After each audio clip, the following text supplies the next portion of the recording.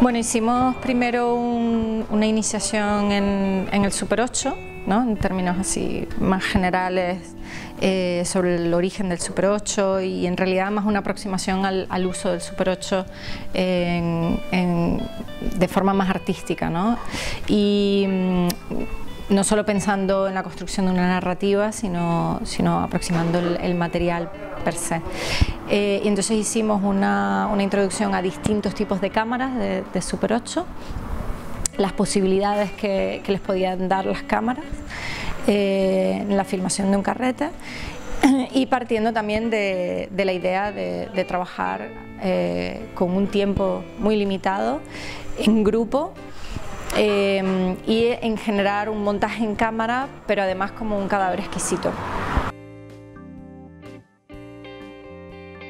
Ikasleak daude izugarri ez dakit liluratuta, oso harrituta asko ikasten eta ikusten ere nola zineleku daukan helburu hori esperimentazioa, ez bakarrik jakitea zertan zer den soinua edo zelan lantzen den teknikoki, baina baita ere ikusten dute nola prozesu esperimental horiek bultzatzen ditugun ere, eta datozen irakasleak irakasleek asko animatzen dituzte horretara, dena probatzera, eta gaur Luis Macias eta Diana Vilarekin daude laborategian, Super 8ko pelikula errebelatzen, eta bakarrik haien aurpegiak ikusita ikusten da zenolako deskubrimenduak egiten ari diren, beraz oso pozik gaude.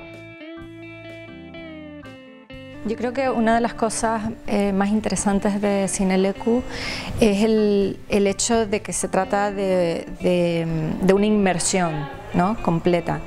Hay una apuesta por variedad, que eso también es muy importante, ¿no? No hay una única línea, sino que realmente se intenta como abrir perspectivas, abrir horizontes, dar una serie de herramientas, y luego el hecho de que de que es una inmersión real, o sea, es un grupo que trabaja de principio a fin en todos estos estos inputs de experiencias y de herramientas, y que además están desde la mañana hasta la noche, incluida la noche, trabajando en eso, ¿no? Nik ikasi nuen ikus-entzunezko komunikazioa Bartzelonan, eta gero Bilboko Zine Eskolara joan nintzen eta ikasi nuen argazki zuzendaritza.